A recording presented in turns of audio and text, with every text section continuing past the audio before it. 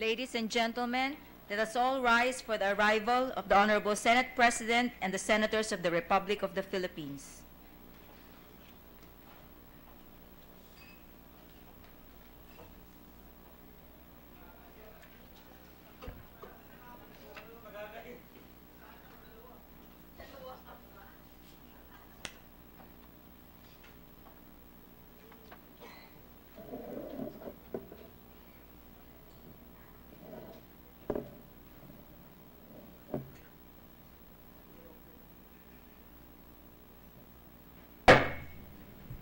The 15th session of the Senate in the third regular session of the 17th Congress is hereby called to order. Senator Aquilino Coco Pimentel III will lead the chamber in prayer. God Almighty, we praise and thank you for gathering us today as we begin this afternoon session. We seek your divine presence to guide us and bless us as we perform our significant task of crafting laws that will help provide a better quality of life for all Filipinos. We pray for the gift of understanding to determine the needs of the country and the gift of wisdom to deliberate and present the best possible solutions to our problems. Lord, your ways are the ways of the ideal leader. We ask that you be with us so that whatever we will do with you, through you, and for you.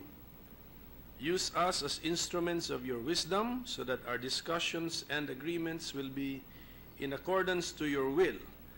As it is said, for the Lord gives wisdom, from his mouth come knowledge and understanding. We hope for your guidance, O Lord, that all we say and do in our session today will provide inspiration to all the Filipinos to join in our effort to help our beloved country. Amen. The Secretary will please call the roll.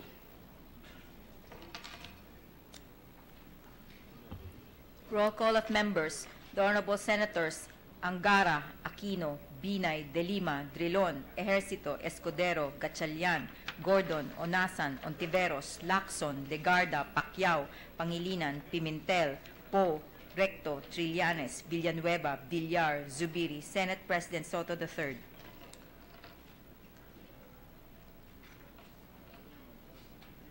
With 15 senators present, the chair declares the presence of a quorum. Majority Leader. Thank you, Mr. President. Mr. President, with the permission of the body, I move that we dispense with the reading of the Journal of the 14th Session, Monday, September 3, 2018, and consider the same as approved. Any objection? There being none, motion is approved. Thank you, Mr. President. We have several guests in the gallery today, starting with the group of the Jesus Christ, King of Kings and Lord of Lords Academy, headed by the teacher, Mr. Leonard Hayag, Ma'am Cherry Katam, and Ms. Thelma Causaludo. And we also, yes, we welcome our guests to the Senate. We also have guests of Senator JV. These are the Cancer Coalition of the Philippines, composed of cancer stakeholders and support groups, members of the Philippine Cancer Society, Cancer Fighters Support Group, Child House, PGA, Cancer Survivors Organization, Hearts of Hope Society, Carewell Community Foundation, Neurofibromatosis Friends of the Philippines, and Philippine Thyroid Cancer Survivors. I believe they're here with us today as well. Yes, and are these the ones in naka-pink po? Yeah. And we also have Marikina Breast Friends, Ostomy Association of the Philippines, Taguig Health Hope in Care, PGH BCMAP, Kaboobs, I Can Serve Foundation, Cancer Wires, and Brave Kids. No, Thank you. That is exactly what it is. They're cancer survivors. It's the group. Breast cancer. We welcome all of them to the Senate. Thank you. Majority Leader. Thank you, Mr. President. Mr. President, I move for the proceed to the reference of business. The Secretary will proceed with the reference of business. Reference of business, bills on first reading. Senate number 1972 entitled an act amending Republic Act Number 9225, otherwise known as the Citizenship Retention and Reacquisition Act of 2003, further amending Commonwealth Number 63 as amended and for other purposes, introduced by Senator Trillanes IV. Referred to the Committee on Justice and Human Rights. Committee reports. Committee report number 428, submitted jointly by the Committees on Public Works and Finance, on House number 5299, introduced by Representative Ortega et al., entitled, An Act Converting the Road Stretching from Barangay San Vicente to Barangay Ilocanos Norte, all in the city of San Fernando, and the road stretching from Barangay Sevilla, San Fernando City to Barangay Ilis Sur, Municipality of San Juan, all in the province of La Union, international roads, and appropriating funds, therefore, recommending its approval without amendment. Sponsor Senator Manuel Manny D. Pacquiao. To the calendar for the ordinary business. Committee report number 429, submitted jointly by the Committees on Public Works and Finance, on House number 5078, introduced by Representatives Dimaporo and Lobregat, entitled, An Act Reconstituting the Lanao del Norte District Engineering Office in the province of Lanao del Norte into two regular district engineering offices and appropriating funds, therefore, recommending its approval without amendment. Sponsor Senator Emmanuel Manny D. Pacquiao. To the calendar for ordinary business. Committee report number 430, submitted jointly by the Committees on Public Works and Finance, on House number 4895, introduced by Representatives Ramos and Lobregat, entitled, An Act Transferring the Location from the Sorsogon 2nd District Engineering Office from Bulan, Sorsogon to Gubat, Sorsogon, amending for the purpose Republic Act Number 9689, otherwise known as an act establishing the Sorsogon 2nd District Engineering Office in the province of Sorsogon and appropriating funds, therefore, recommending its approval without amendment. Sponsor Senator Emmanuel Manny D. Pacquiao. To the calendar for ordinary business. Committee report number 431, submitted jointly by the Committees on Public Works and Finance, on House number 5407, introduced by Representatives Halosos and Lobregat, entitled, An Act Renumbering the three district engineering offices to conform and correspond respectively with the numbering of the legislative districts in the province of Zamboanga del Norte, recommending its approval without amendment. Sponsor Senator Manuel Manny D. Pacquiao. To the calendar for ordinary business. Committee report number 432, submitted jointly by the Committees on Public Works and Finance, on House number 5438, introduced by Representative Loyola et al., entitled, An Act Upgrading the Sub-District Engineering Office located in the Municipality of Carmona, Province of Cavite, into a regular District Engineering Office and appropriating funds, therefore, recommending its approval without amendment. Sponsor Senator Emmanuel Manny D. Pacquiao. To the calendar for ordinary business. We have additional reference of business. Additional reference of business, bills on first reading, Senate number 1974, entitled, An Act Establishing a Welfare and Social Assistance Program to Families Left Behind by Overseas Filipino Workers, introduced by Senator Maria Lourdes Nancy S. Binay. Referred to the Committees on Labor, Employment, Human Resources Development, Women, and Finance. Senate number 1975, entitled, An Act Declaring August 30 of every year as Marcelo H. Del Pilar National Responsible Press Freedom Day, introduced by Senator Maria Lourdes Nancy S. Binay. To the Committee on Public Information and Mass Media. Resolutions. PS Resolution number 872, entitled, Resolution commending the PNP and PIDEA for the successful operation on the Mega Shabu Laboratory in Mandawi City, Cebu, and the conviction of all suspects involved therein, and thus urging the DILG, NAPOLCOM, and PNP to promote the remaining 6 PNP officers in relation thereto, introduced by Senator Soto III. To the Committee on Rules. PS Resolution number 873, entitled, Resolution commending and congratulating all the Filipino medalists in the 18th Asian Games held in Jakarta, Palembang, Indonesia, for bringing pride and honor to the country, introduced by Senator Sani Angara. To the Committee on Rules. The Majority Leader. Thank you, Mr. President. Mr. President, with the permission of the body, I move that we transfer from the calendar of ordinary business to the calendar of special orders. Committee report number 1850. I so move, Mr. President. Any objection? There being none, motion is approved. Mr. President, may we request the Secretary to read the title of the measure. Secretary will read the title of the measure. Senate Bill number 1850, an act institutionalizing a national integrated cancer control program and appropriating funds therefor. Thank you, Mr. President. Mr. President, to sponsor the measure, may we ask our distinguished colleague, the Chairman of the Committee on Health, Senator J.V. Ejercito, to sponsor the measure. So moved, Mr. President. Senator J.V. Ejercito is recognized to sponsor the measure.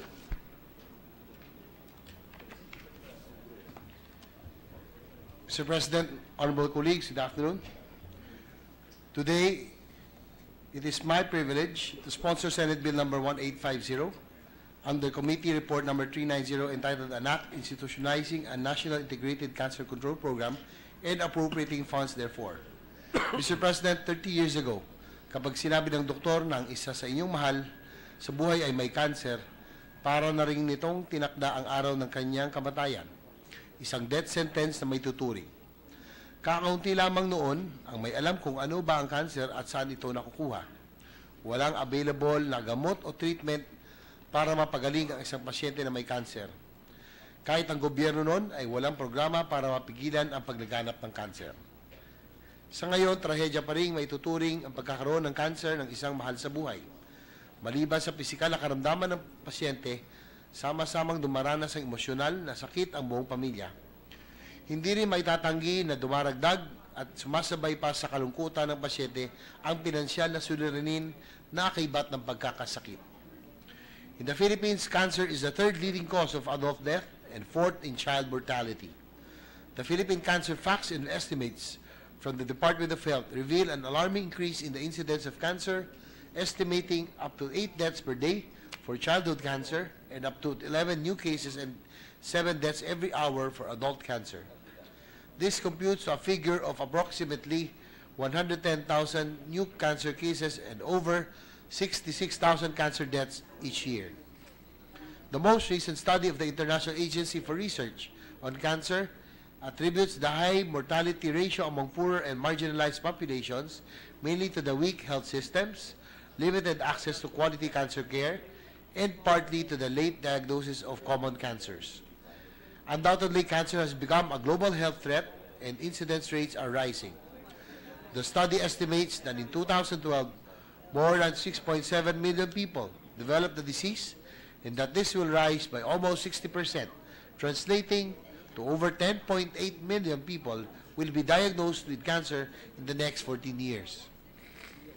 These data do not account for countless unreported cases, most of which we can surmise are in the poorest segment of the population, who are sadly trapped in a situation where even basic assistance is not accessible.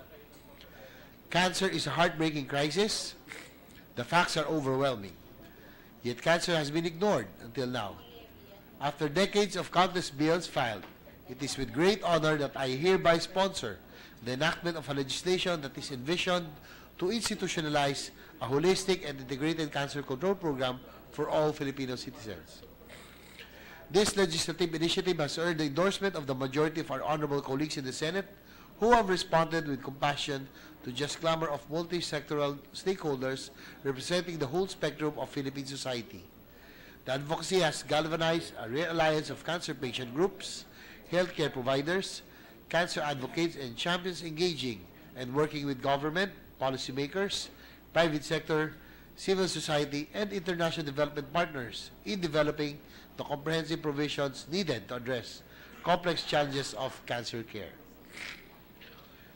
The bill seeks to address the various gaps in the cancer care continuum and integrated solutions for every single step from prevention, detection, correct diagnosis, treatment and palliative care, pain management, survivorship, or end of life.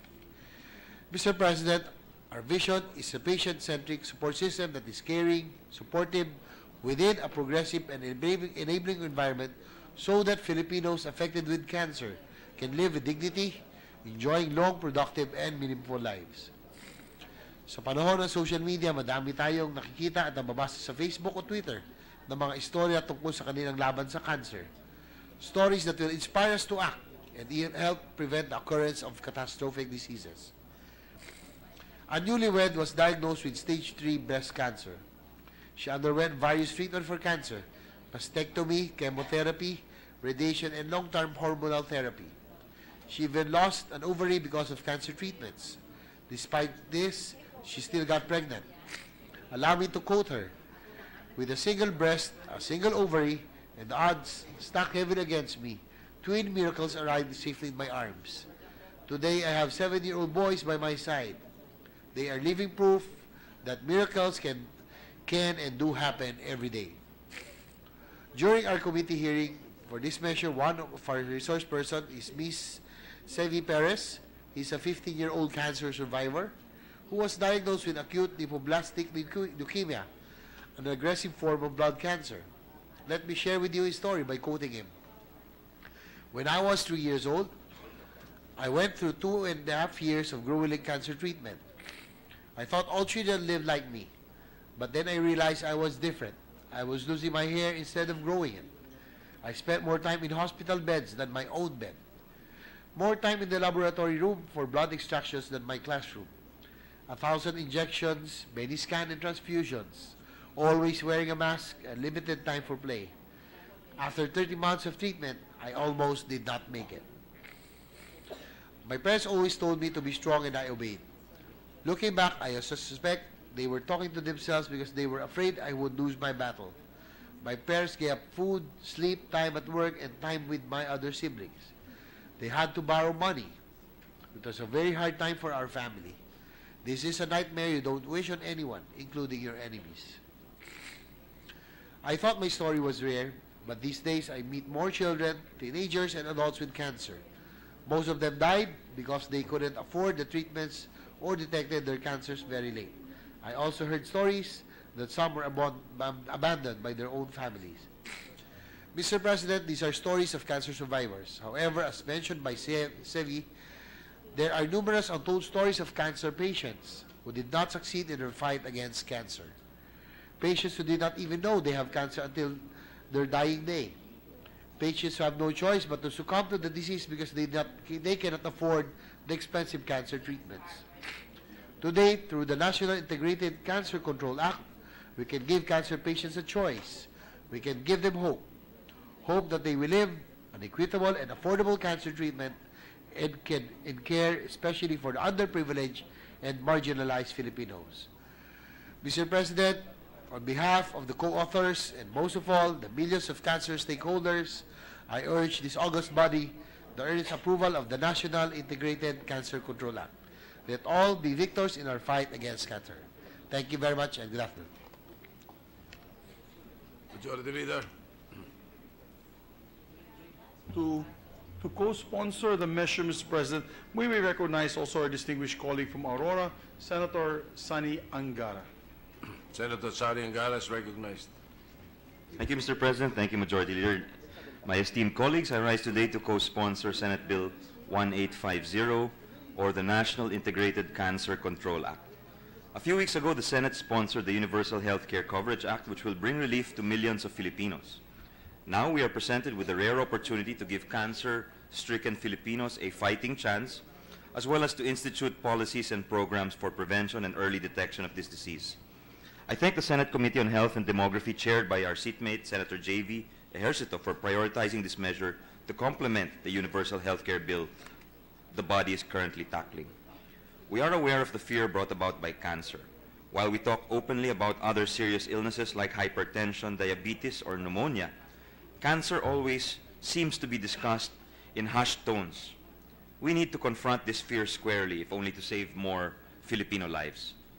According to a 2016 Philippine Statistics Authority data, neoplasms or tumors, which are commonly associated with cancer, are the second leading cause of death for Filipinos, next only to heart ailments. Furthermore, in a study conducted by the University of the Philippines Institute of Human Genetics, 189 of 100,000 Filipinos, or every 100,000 Filipinos, are afflicted with cancer, while 96 cancer patients die every day. That is 4 Filipinos dying every hour, Mr. President. Morbid as it may sound, this means that from the time we started our session at 3 p.m. until the Senate offices close at 7 p.m. later, 16 Filipinos might have died of cancer already. That is 16 Filipinos too many. What's worse is that cancer does not recognize gender, social status, or even age, as we have seen children, some not even old enough to write their own names, stuck in hospitals trying to fight this disease. Sometimes, Mr. President, this disease strikes healthy individuals. Just last Sunday, we received the tragic news that Ian Lariba, our table tennis national athlete and the first Filipina athlete in the sport to qualify for the Rio Olympics in 2016, who possessed an undefeated record for LaSalle in the UAAP table tennis for 5 years, passed away after battling acute myeloid leukemia, or AML, for over a year. Even in this chamber, we saw the effects of cancer firsthand, as we saw how the late Senator Miriam Defensor Santiago bravely battled lung cancer for over 2 years. Some of us here may have lost loved ones to cancer. The staggering cost of cancer diagnosis and treatment could drive even high-income families to sudden financial struggle. Kaya nga, may nagsasabi na ang cancer daw ay sakit ng mayaman. Sila lang kasi daw ang may kayang magpagamot dito. In 2010, the WHO estimated that the total annual economic cost of cancer was around $1.16 trillion. Just for comparison, that number is almost 4 times larger than our country's 2016 gross domestic product, or GDP. Meanwhile, the George Institute for Global Health found out that out of 909 Filipino cancer patients who participated in the study, majority experienced economic hardships and resorted to asking financial assistance using savings, taking out loans, and selling assets to deal with their illness. Furthermore, many patients belong to the lower income group, earning between 50,000 pesos to a little over 100,000 pesos per year. 40% of the group do not have health insurance, and the patients that do have insurance were not guaranteed survival, nor were they free from financial catastrophe. PhilHealth currently has what they call the Z Benefits Package, which provides for leukemia, breast, and prostate cancer treatment. However, not only are the packages limited, the study also claims that this only covers around 11% of total health expenditures. Even the cost of cancer screenings is restrictive, particularly to our poorer countrymen. Based on information gathered by Cancer Coalition Philippines, a breast ultrasound, which is but one of many tests for breast cancer, could range from 600 pesos to as high as 3,000 pesos, depending on the hospital. A colonoscopy could cost from 1,500 pesos to around 14,000 pesos, exclusive of professional fees. In simple words, Mr. President, cancer pushes Filipino families deeper into poverty. The associated costs of screening and treatment are catastrophic. The economic burden imposed is overwhelming. Moreover, since social safety nets are limited, patients and their families are forced to use hard-earned savings and assets for medical expenses. Some even discontinue their treatment out of financial incapacity or incapability. Masakit man sabihin, yung iba sa kanila naghihintay na lang po pumanaw. Clearly, we have not done enough, but I believe we can definitely do something for those who might contract the dreaded disease in the future. Through this measure, we will expand the role of the state in ensuring that every Filipino is afforded a chance to get through cancer without taking away everything he or she has worked hard for.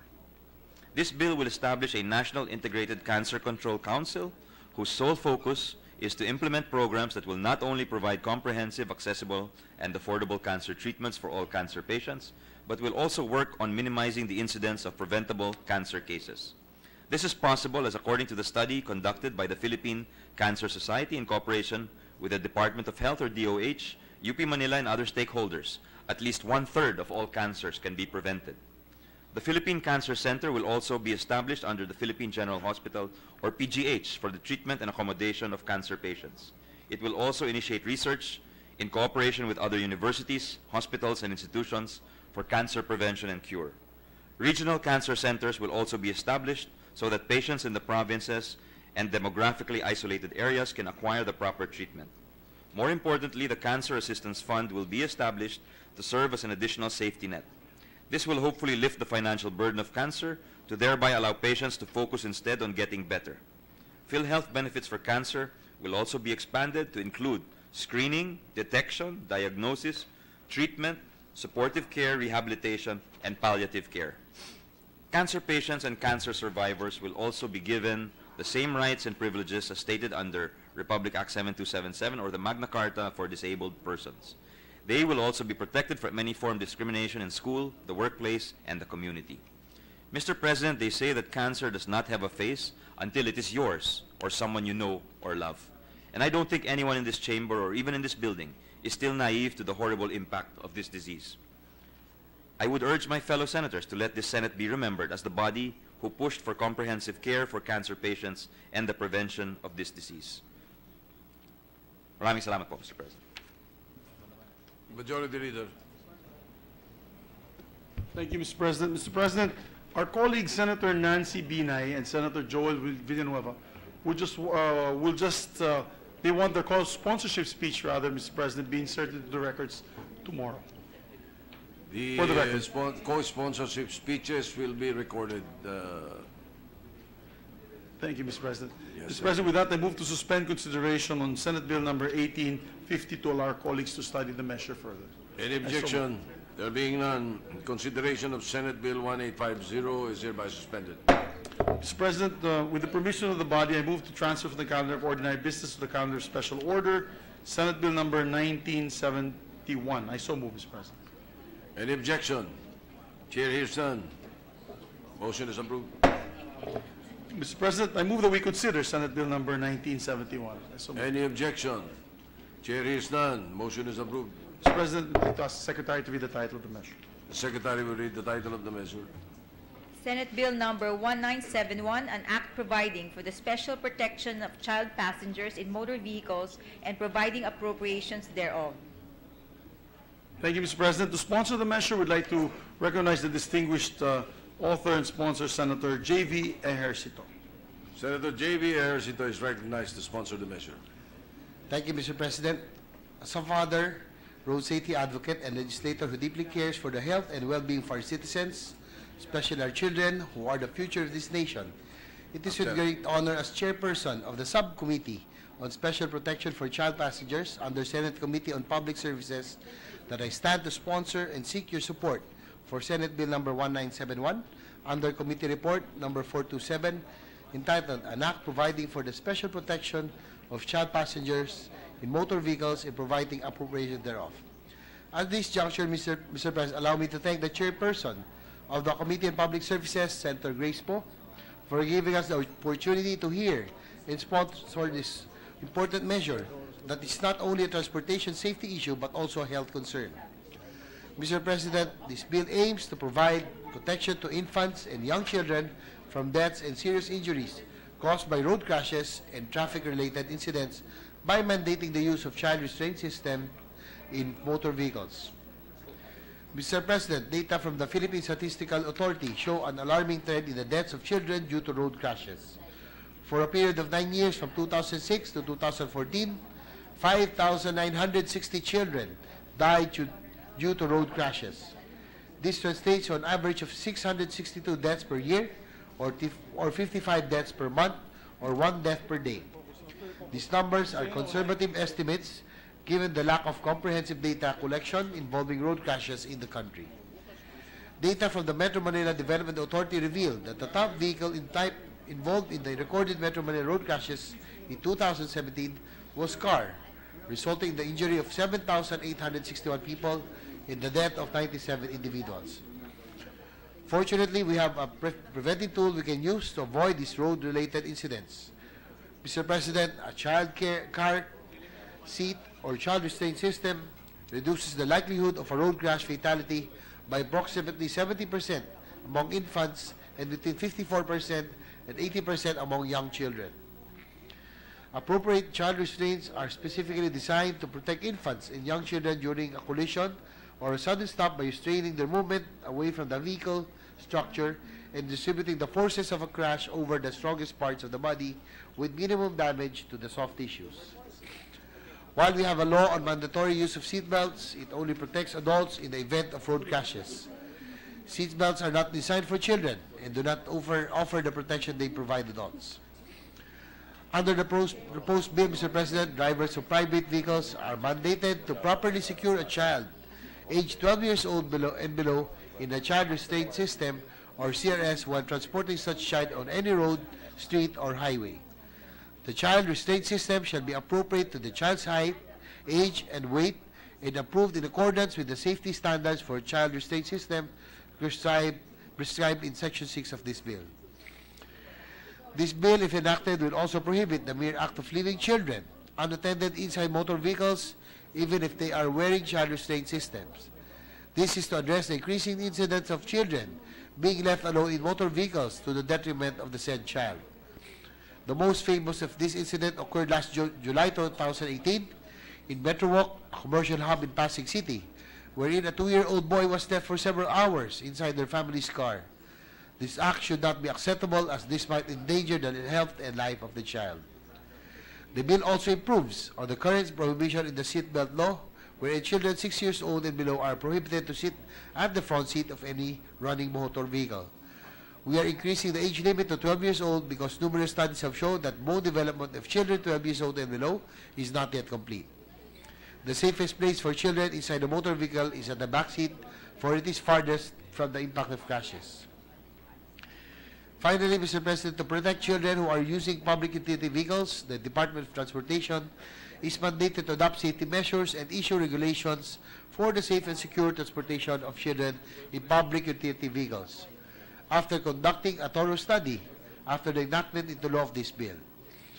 Mr. President, I know the main concerns of our people would be the cost and availability. According to the UP Institute of Health, 178 car seat brands are already available in the Philippine market, with price ranging from 1,200 to 25,000. Mr. President, we all want our kids to be safe at all times, and since road crashes are unpredictable, it pays to be proactive. Mr. President, with the permission of the body, please allow me to show you a very, very short video.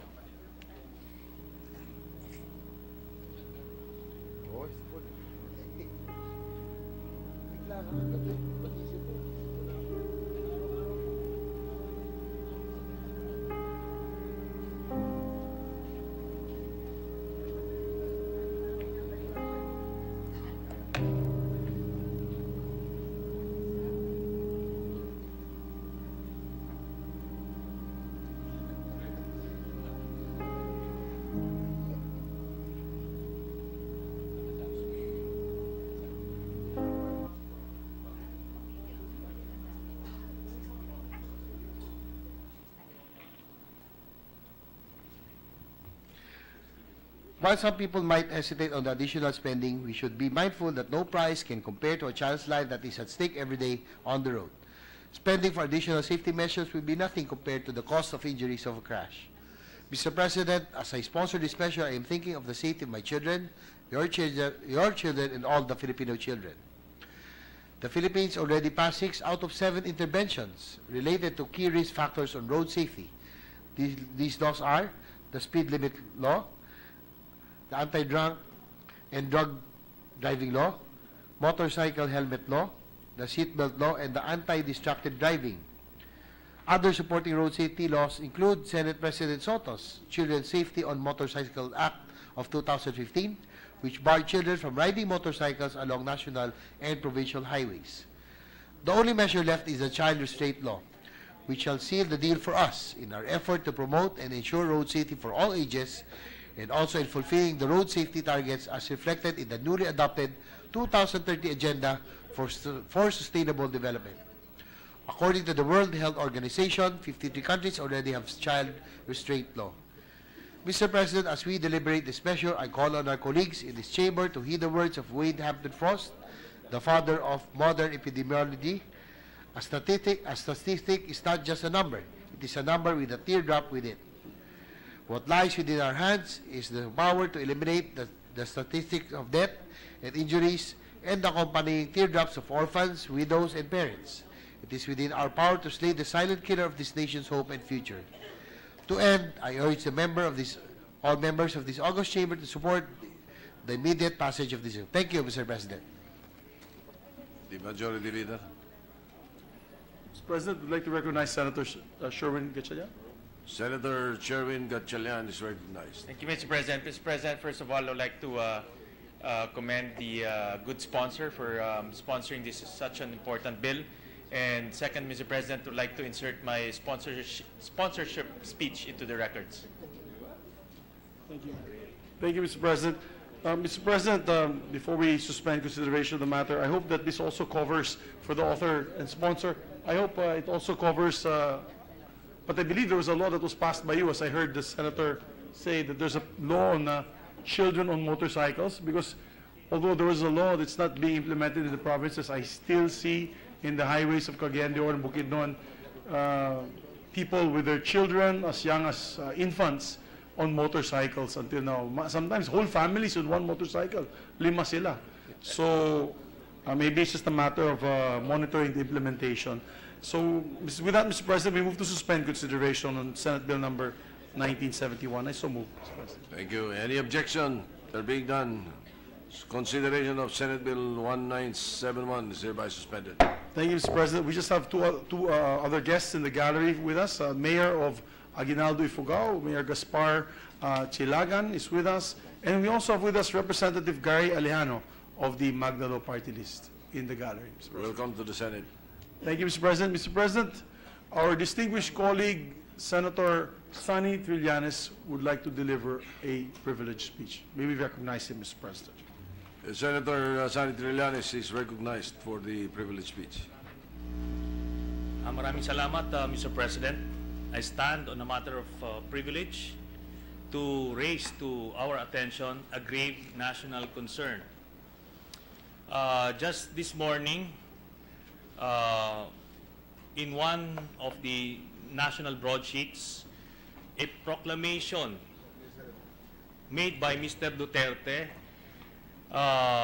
was published there, revoking my amnesty that was given to me, or that was awarded to me last 2010. So this is the proclamation in your screen.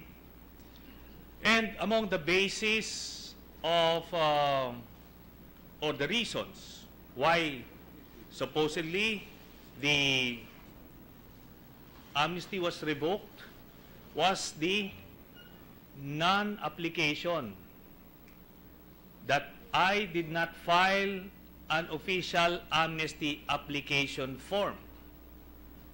Okay? Then the other one is the non-admission of guilt.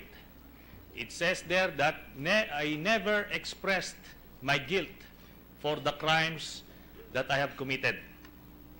But these are the facts. Okay. Former President Benigno Aquino III signed Proclamation number 75, granting amnesty to active and former AFP personnel and their supporters who may have committed crimes punishable under the revised penal code, articles of war, committed in connection with the Oakwood Mutiny, Marine Standoff, and the Manila Pen Incident. This is the Proclamation number 75. And these are the concurrent resolutions made by both houses of Congress in support of that amnesty proclamation. Now, these are the facts. I will show this video to debunk the allegations made by Mr. Duterte. Bago magsara ang ad hoc committee ng Defense Department sa pagtanggap ng aplikasyon kahapon, ay umabot na sa 57 ang nakapag-file ng kanilang amnesty application. Ang ad hoc committee na pinamunuan ni DND Yusek for Defense Affairs Honoria Escueta ay nakapagtala na ng 57 aplikante simula ng Lunes nang inanunsyo nila ang pagsisimula ng pagpoproseso ng mga amnesty applicants. Sa kabuuang 57 nagsumite ay 22 sa mga ito ang opisyal at 35 ang mga enlisted personnel, kabilang na si Senator Trillanes sa kabuuan ng mga nag-file. Sinabi ni Trillanes na dahil sa sinasaad sa requirements, inamin niya ang kanyang kasalanan sa konstitusyon at hindi sa dating Pangulong Gloria Arroyo. Ang nakalagay kasi doon sa application form is a general admission of guilt, na merong nalabag na kahit na anong batas, whether sa armed forces or sa revised penal code. And po yan, ever since hindi naman ho kami nagpanggap na yung ginawa namin napagpunta sa Oakwood and sa Manila Pen and na natural na ginagawa ng sundalo. We are man enough to admit na we have broken rules in the pursuit of our moral cause, and we faced it like men. Nakulong po kami, and the others were separated from the service. So it's very easy for us to admit to that. Sir, may regret po ba? Maliwanag, may admission of guilt. Wala po tayong regret dun sa ginawa natin. Nangyari na po yan. Yan po ang iginuhit ng tadhana, so to speak. So tinanggap po natin yan. Si Senator Antonio Trillanes III. Ayon naman sa opisyal ng tagapagsalita ng Department of National Defense, Yusek Eduardo Batak, na isa sa mga prerequisite na isinasad sa aplikasyon ay kasama ang mga sworn statements ng mga aplikante. Should be sworn to. It should be a sworn statement. So meron tayong mga legal officers who will take the sworn statements. So that will be the final phase of the application itself. Now, when the application has been forwarded to the committee processes it. So unless it is a very unusual situation, then that's the only time that the committee will convene and deliberate on a particular case. However, there's still a requirement that if and when the application has been accepted, there is a 15-day allocation for any opposition to be filed against that particular application. Si Undersecretary Eduardo Batak, RH 911, Bing Formento ng DCRH Nationwide. So maliwanag doon sa nakita natin na I swore under oath dito sa application na ito. At diyan I admitted my guilt based dun sa application form that the Department of National Defense provided. At nakalagay din doon, at sinabi ng defense officials, that merong inallocate na 15 days for anybody to oppose. Eh sana ito si Mr. Calida at si Mr. Duterte hinabol yun. So, pero wala. Diba? Kaya ngayon na-affirm yun. There was a committee who deliberated yung mga application forms for amnesty and it was approved. Sige, next. Ayan. Nakalagay din dyan, these are media reports. Aside dun sa document na kanina, pinakita na sinasabing wala raw akong application form, nakalagay dyan na acknowledged involvement in uprisings. Okay.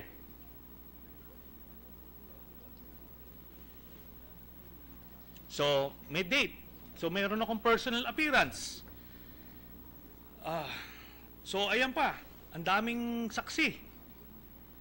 Hindi ko alam kung saan nagmamagic itong mga taga-Malacanang. But, syempre, if they want to get rid of a member of the opposition and stifle dissent, they will go through such great lengths. Next. Ayan po ang amnesty certificate. So dumaan na sa proseso grinant. Oh, ito yung aking ito yung court ruling sa ano ito? Sa RTC. Dun sa kasong rebellion ko, nakalagay diyan my name and it was dismissed. Sige. Ngayon, yung prosecution hindi po nag-file ng motion for reconsideration, kaya final yung decision na yan.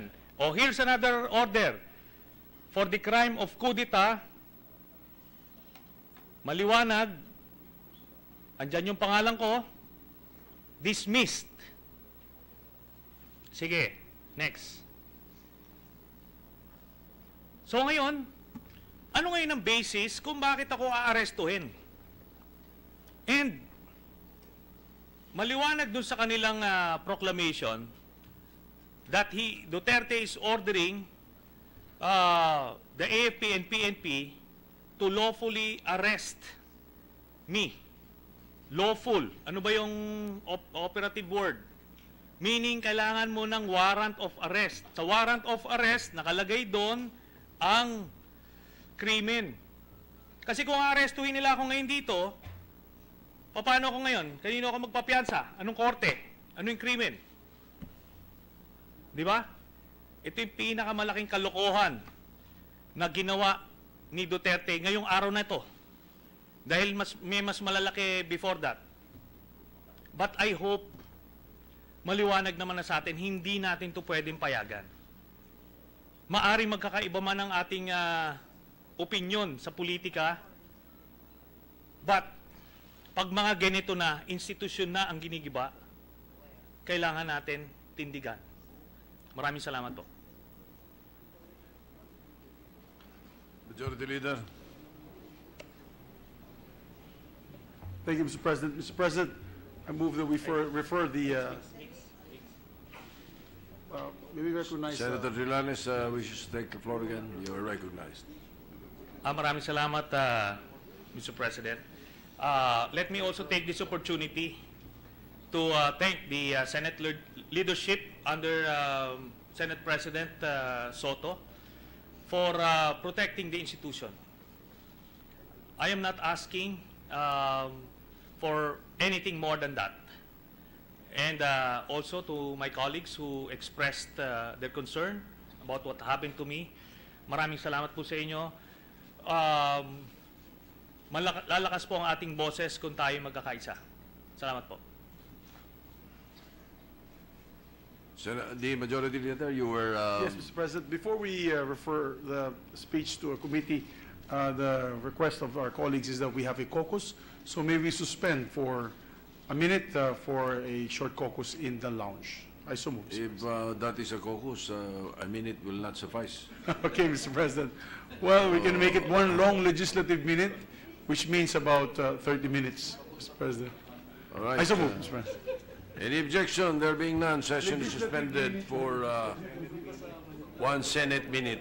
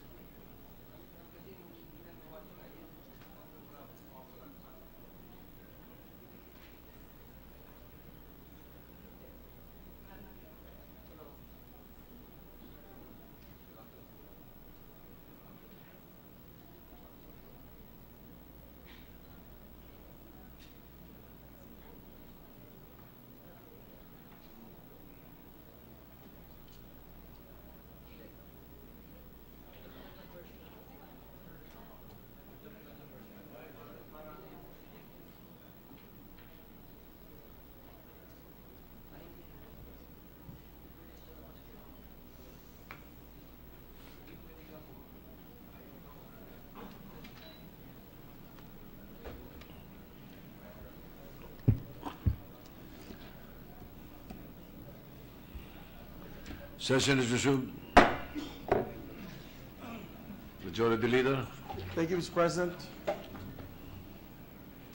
Mr. President, I move that we resume consideration on, before we resume consideration, Mr. President, we'll just move to refer, with the permission of the body, the speech of Senator Trillanes to the Committee on Rules. I so move, Mr. President. Any objection? There being none, motion is approved. Thank you, Mr. President. Mr. President, I move that we resume consideration on Senate Bill number 1306. This is an act creating the Philippine Boxing Commission of Senator Manny Pacquiao. I so move, Mr. President. Any objection? Chair hears none. Consideration of Senate Bill 1306 is in order. We are in the period, the status is we're in the period of amendments, and we had opened the period, and there were several amendments already being given, but I believe there's still some more amendments that the proponent would like to continue with. So I move that we recognize Senator Manny Pacquiao, Mr. President. The sponsor of the measure is recognized, Senator Emmanuel Manny Pacquiao. Mr. President, can I have 1 minute suspension? 1 minute suspension, Mr. President. Session suspended.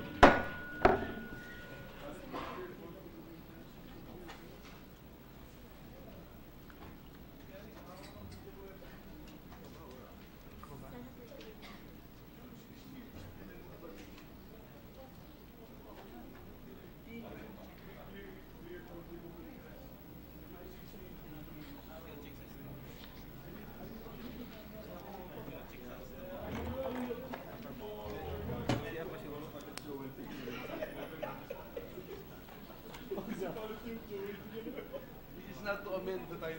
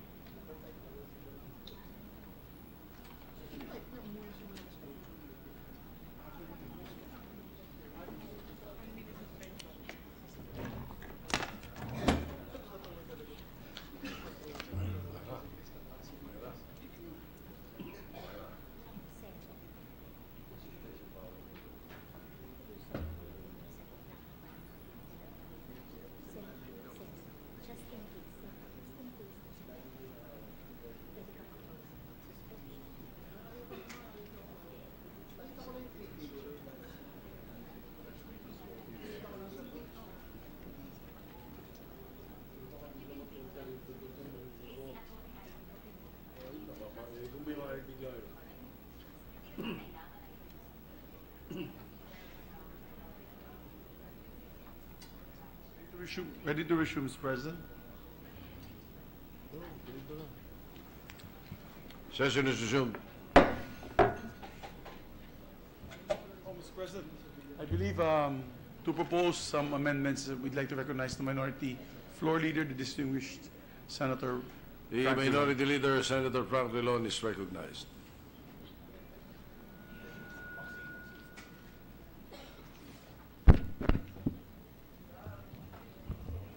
Thank you, Mr. President. With the permission of the Chamber, may we propose the following amendments.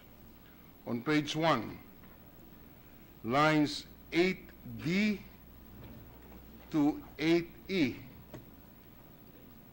delete the phrase, quote, the sport of, close quote, and insert the word professional in lieu of the phrase in sport of. We submit, Mr. President. What does the sponsor say? I accept, Mr. President. Accepted. Any objection? There being none, amendment is approved. On the same page, line 8E, insert sports after combat. We submit, Mr. President. What does the sponsor say? I accept, Mr. President. Accepted. Any objection? Amendment is adopted. On the same page, line 8E to 8F, delete the phrase, quote, national agency to set the, and replace that phrase with, quote, commission that will formulate and implement a national policy, close I quote. accept, Mr. President. Accepted. Any objection? There being none, amendment is adopted. For clarity, Section 3 will now read Section 2. Section 2, Declaration of Policy. It is the policy of the state to promote sports, to foster patriotism and nationalism, accelerate social progress, and promote human liberation and development, period. The state shall promote excellence in the professional boxing and combat sports by establishing a commission that will formulate and implement a national policy for the development and safety of Filipino professional boxers and combatants. I accept, Mr. President. Yes. All right. Thank you. Yes. Proceed. We now proceed on the definition of terms. First, on lines, anong page ito? Huh? On the same page, lines 11 and 11A, delete the definition of commission. We have submit, Mr. President. I accept, Mr. President. Accepted. Any objection? Adopted. On the same page, lines 12A and 12B of page 1. Of page 1. And lines 12C, 12D, 12E of page 1A. We delete this provision. I accept, Mr. President. Accepted. No objection. Adopted. On page 1A, line 12H, delete the open and close parentheses. We submit, Mr. I President. accept, Mr. President. Accepted. Adopted. On the same page, lines 12J to 12P, replace the phrase in which each wherein a contestant in a contest, display, or exhibition of that sport, art, or activity is required to strike, kick, hit, grapple with, throw, or punch one or more other contestants, and that is prescribed in the regulations, and replace the same with, quote, that involves, comma, in accordance to the applicable regulation, striking, kicking, hitting, grappling, throwing, and or punching opponents, end of quote. I accept, Mr. President. Accepted. Adopted. For the record, for clarity, the definition of combat sports shall now read as follows. Number 1, boxing, in parentheses, or fist fighting, parentheses, in, no parentheses, I'm sorry, boxing or fist fighting in any of its styles, number, and then number 3. I accept, Mr. President. No, we're just reading this for the record, Mr. President. Number 3, any sport, martial art, or activity that involves, in accordance with the applicable regulation, striking, kicking, hitting, grappling, throwing, and or punching opponents. Why is it that or fist fighting is on parentheses? Open and close parentheses. Does that mean you're deleting it? No, we have deleted the parentheses. So it just you deleted the parentheses. So All it right. just simply boxing or fist fighting. Clarified. May proceed.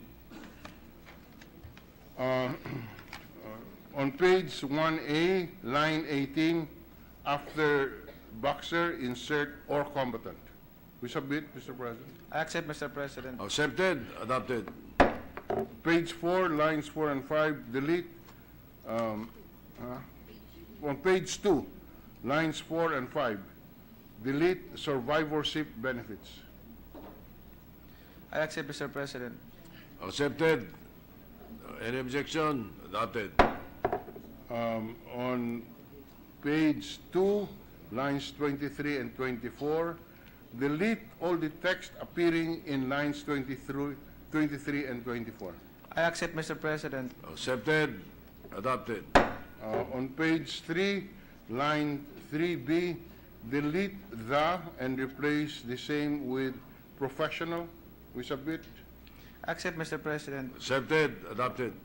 Same page, line 3C, delete industry. Accept, Mr. President. Accepted. Adopted. The same page, line 3F, insert professional between the words to and boxing. Accept, Mr. President. Accepted. Adopted. The same will now read as follows. Letter A, to strengthen professional boxing and combat sports in the Philippines and promote the development of world-class professional boxers and combatants, semicolon, and B, to establish policies related to professional boxing and combat sports, to regulate professional boxing and combat sports, and to promote welfare or professional boxers and combatants. And promote. Not and protect. Protect the welfare Protect.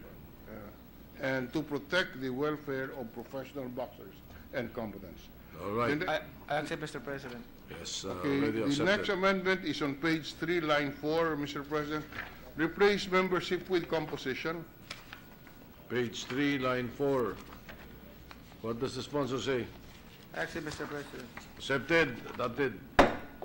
On page 3, line 5, replace 6 with 4. I accept, Mr. President. Accepted. Adopted. On the same page, line 8, replace 3 with 1. I accept, Mr. President. Accepted. Adopted. On page 3, line 14, insert the phrase "and combat sports" between the words boxing and activities. I accept, Mr. President. Accepted. Adopted. Ano itong section 6? What is this? What is this? Ano ito? Ano ito?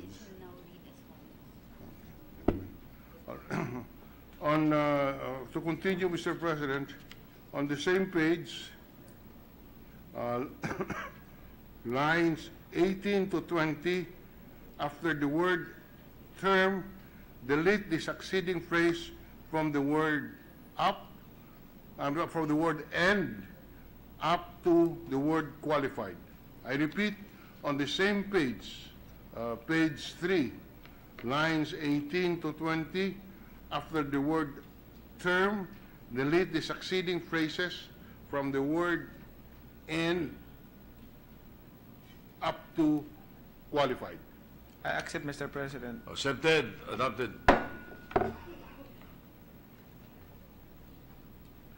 On page 3, on page 3A, line 25, replace 3. Huh? Huh?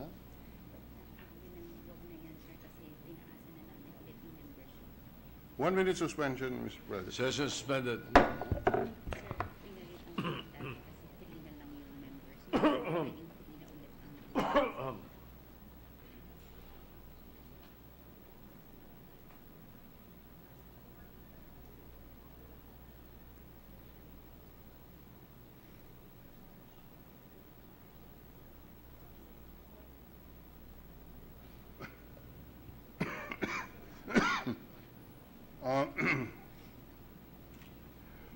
We're ready to resume, Mr. President. Session resumed. On page 3A, lines 33 to 33B, delete the whole sentence and insert the following. Quote, the members of the commission shall receive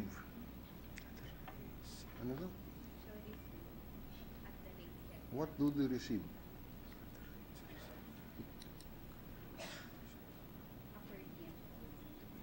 The members of the commission shall receive per diem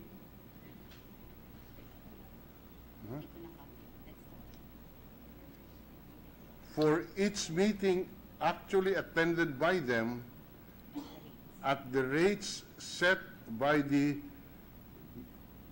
Governance Commission for GOCCs or GCG in accordance with the rules pursuant to Republic Act number 10149.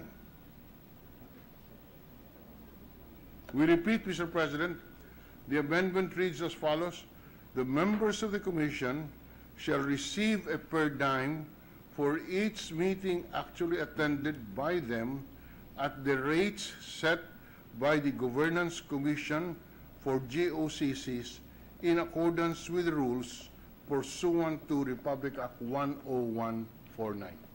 I accept, Mr. President. Accepted. Adopted.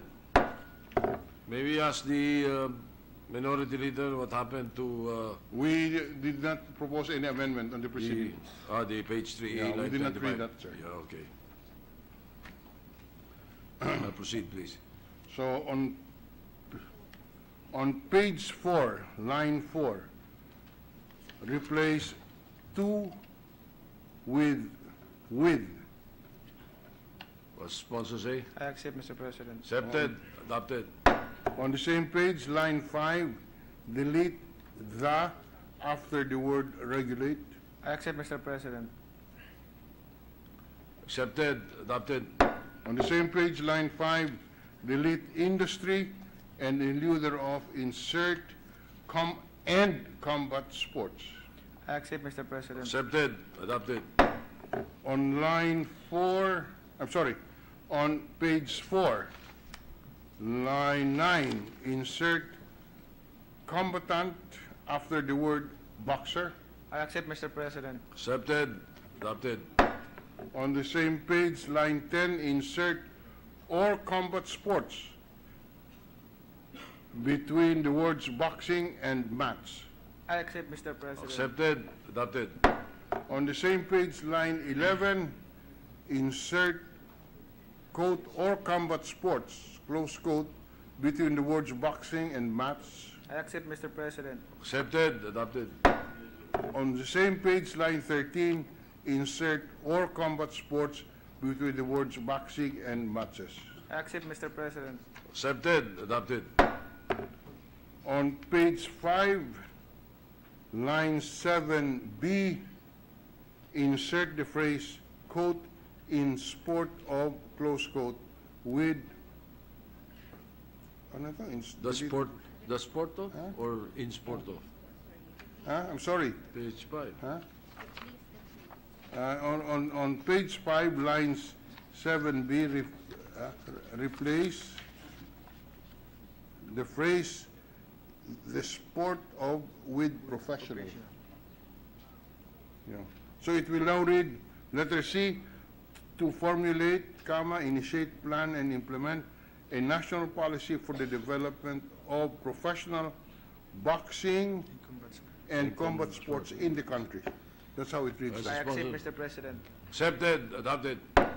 On page 5, line 7Q, delete boxing. We submit, Mr. I President. accept, Mr. President. Accepted. Adopted. On page 5A, line 15B, delete the phrase, comma, appointed by the commission, comma. I accept, Mr. President. Accepted. Adopted. And on the same page, line 15I, insert, comma, salary standardization law, comma, between the words rules and. I accept, Mr. President. Accepted. Adopted. Okay. The section 11 will now read as follows. The commission shall establish a secretariat which shall be headed by an executive director and such other technical and administrative staff as may be needed and as determined by the Commission. As the Secretariat, the Secretariat shall implement the policies and programs approved by the Commission and administer its day-to-day functions, period. Their salaries, allowances, and other emoluments shall be determined by the Commission in accordance with civil service rules and the salary standardization law and other relevant and existing laws. That's how it reads down. Now, we go now to page 5B, between lines 15V and 15U. Insert a new section 13 to read as follows. Mandatory, section 14, mandatory rest period. There shall be an interval. There shall be an interval between boxing contests or combat sports matches, which shall be referred to as mandatory rest period. The duration for the mandatory rest period shall be determined by the Commission.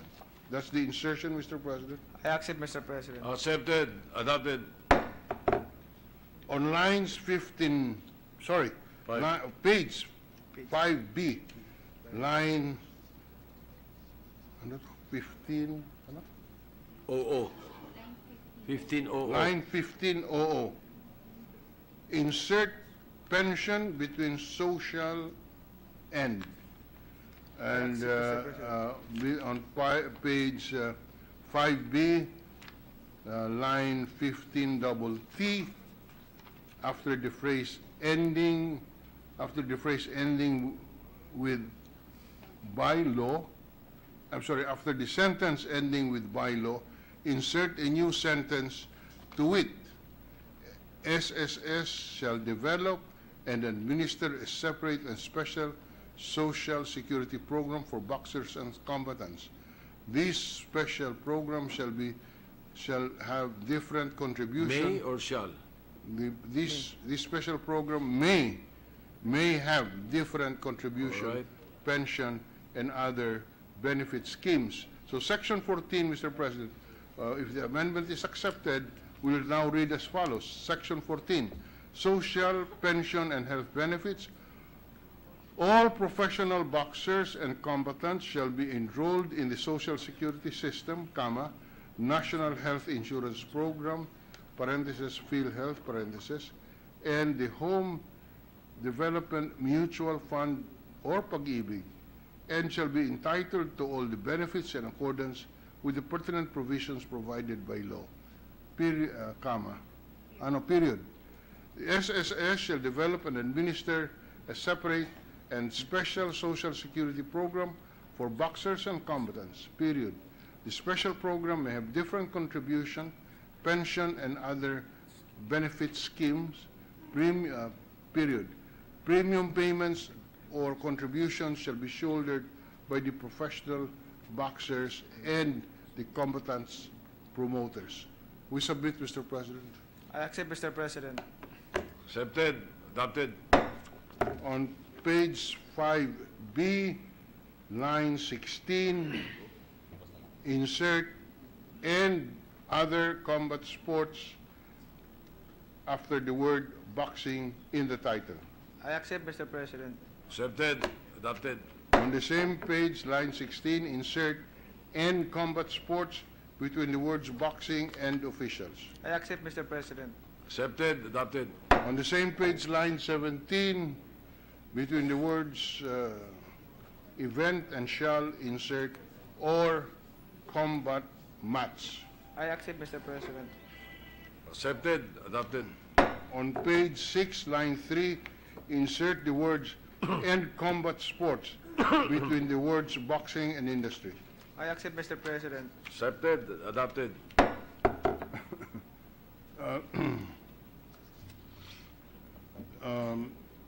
Delete 1 minute suspension. Session suspended. Ibig sabihin, saan, ano ito? Page what? Hello? Hello? 1 minute suspension.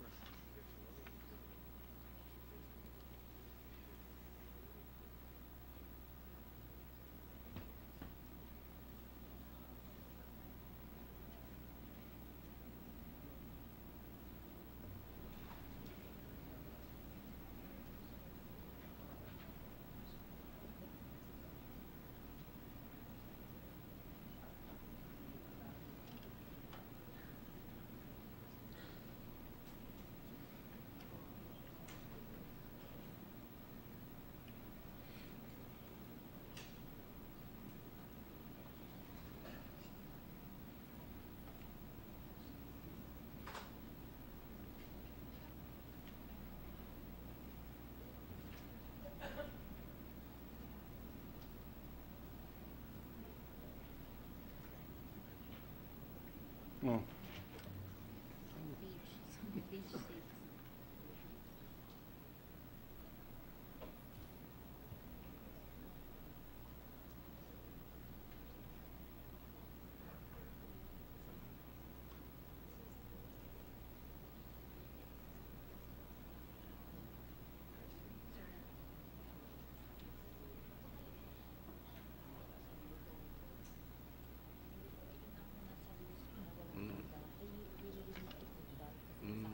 Sige, nakabit.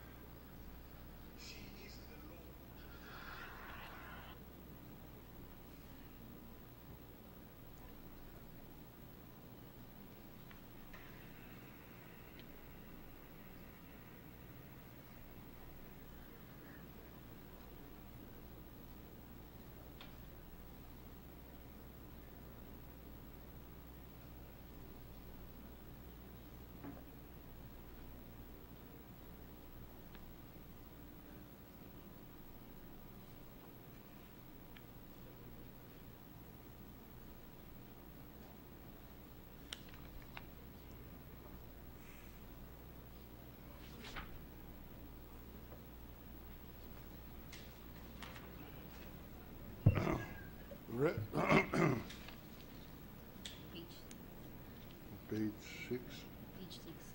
Page 16. Ano ito? Yung Yan po, number 14. 40. Page 6.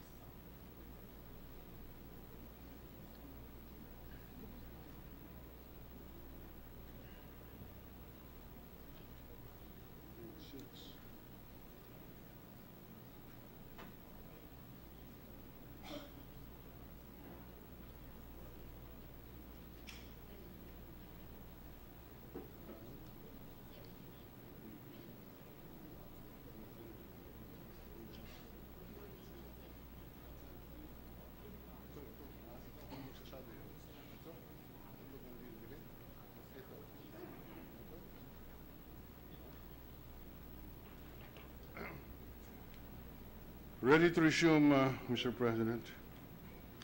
Session resumed. Yes. The next amendment is on page 6, line 6 to 12. Delete the whole section, Mr. President. Page 6, line 6 to 12. This is section 17. What does the sponsor I say? accept, Mr. President. Accepted. Adopted. Still on the same page. 1 minute suspension, Mr. President. Session suspended.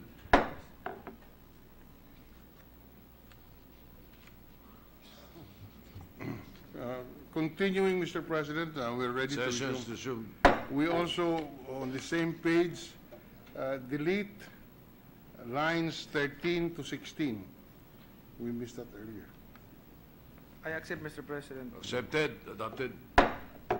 On same page, on the same page, page 6, line 17 to 22, delete these lines, Mr. President. Repeat, page 6, line 17 to 22, we move to delete. This is the survivorship benefits, Mr. President. What does the sponsor say? I accept, Mr. President. Accepted. Adopted. On the same page, lines 23 to 32, up to page 7, lines 1 and 2, we move to delete this, Mr. President. I accept, Mr. President. Accepted. Adopted.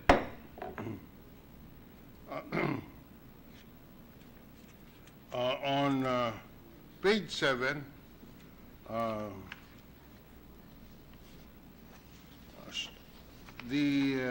we propose to delete from lines 12 up to line 12B muna. 12B to 12C. Pagpon. I'm sorry, lines 11, 12, saan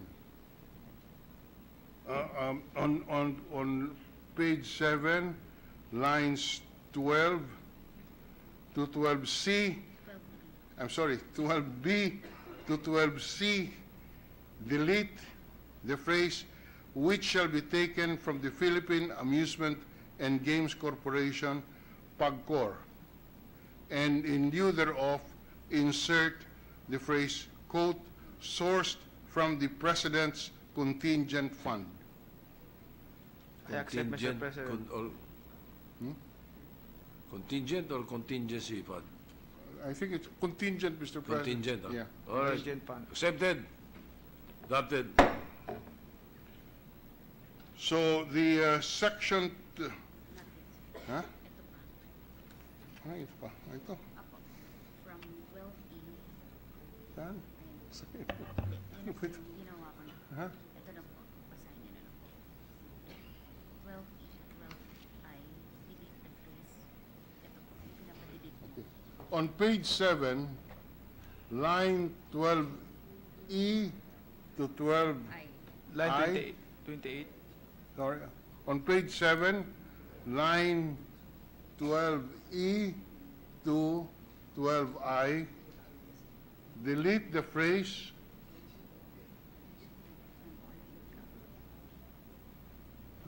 from Olin. Where's the phrase here? Huh? And sourced from... Oh, so, Pag-end ka na po ng... Yun pong ginawa natin. ito. Apo. Delete. Stop. So delete lines 12E starting with the word and sourced up to 12I. Up to 12I. After charges period. Yes. So the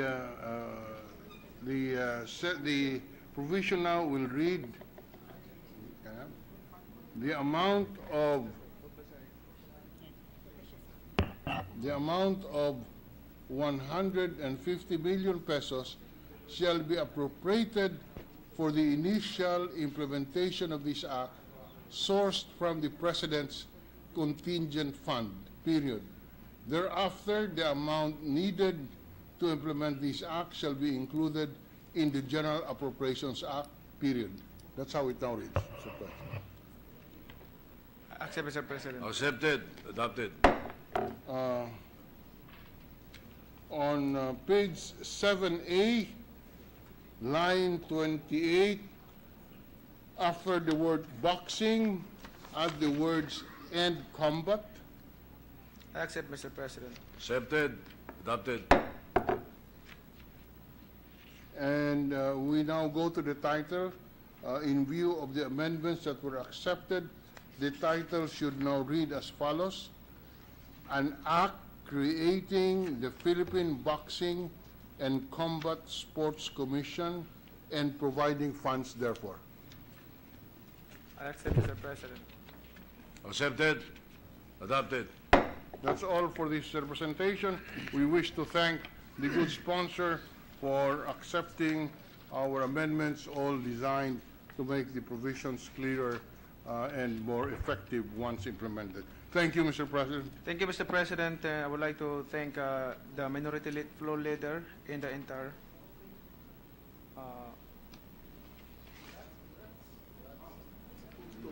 The majority leader. You want to suspend? Some more? 1 minute. You have 1 minute suspension, Mr. President. I believe you have some more amendments. Okay na? For clarification, Mr. President, may we recognize Senator Pacquiao. Senator Pacquiao is recognized.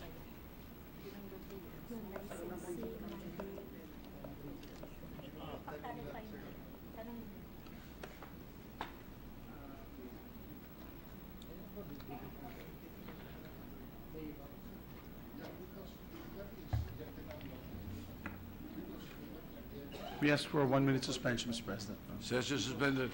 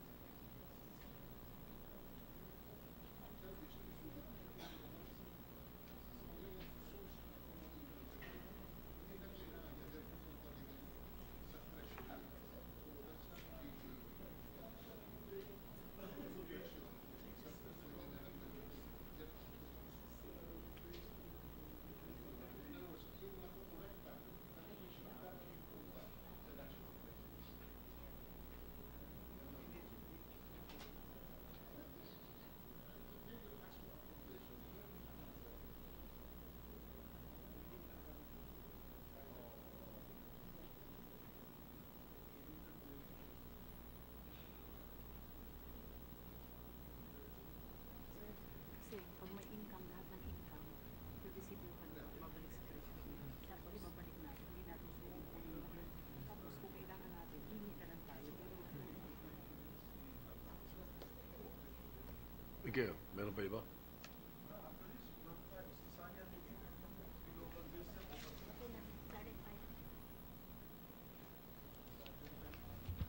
We're ready to resume, Mr. President. Session resumed. Just for clarification, Mr. President, I would like to thank the good gentleman from the minority leader, Mr. President, for this very kind and generous help with this mission, Mr. President. And thank you to all the colleagues who are supporting these measures.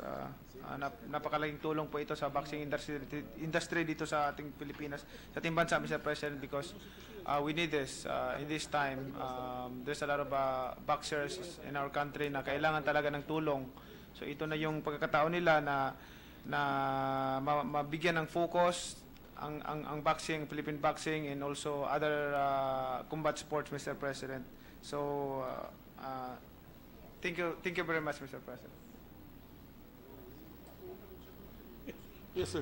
Thank you, Mr. President. With that, no other members wish to amend the measure. We move to close the period of amendments, Mr. President. Any objection? Being none, the period of amendments is hereby closed. Mr. President, I move to approve on second reading Senate Bill number 1306. I so move, Mr. President. Any objection? There being none, Senate Bill 1306 is approved on second reading. Thank you, Mr. President. Congratulations are in order to our pambansang kamao, who is the most adept when it comes to the issues of boxing in the country, for the creation of the Boxing Commission. Mr. President, I move to suspend consideration of the said measure. I so move. Any objection? Being none, motion is approved. With that, Mr. President, we have no longer the sponsors for the other measures. Gusto mo ba? Gusto mo? Ding Baksha, wala daw DOH. Wala yung resource persons. Nandyan? Session is suspended.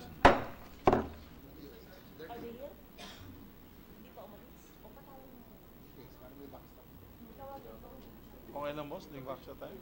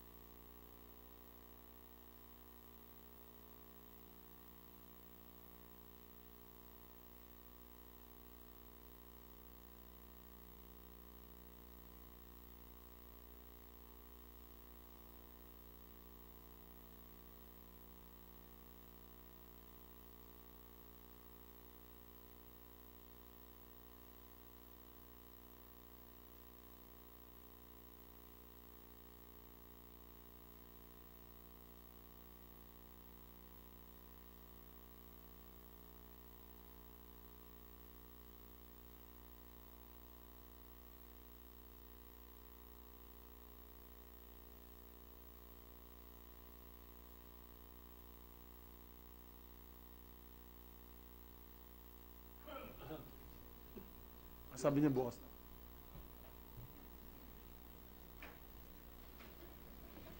Ready to resume, Mr. President? Session is resumed. Thank you, Mr. President. Today has been a very eventful day. Lots of surprises, but yet we have achieved a lot of work. We move to adjourn the session until 3 o'clock in the afternoon tomorrow, Wednesday, September 5, 2018. I so move, Mr. President. Any objection?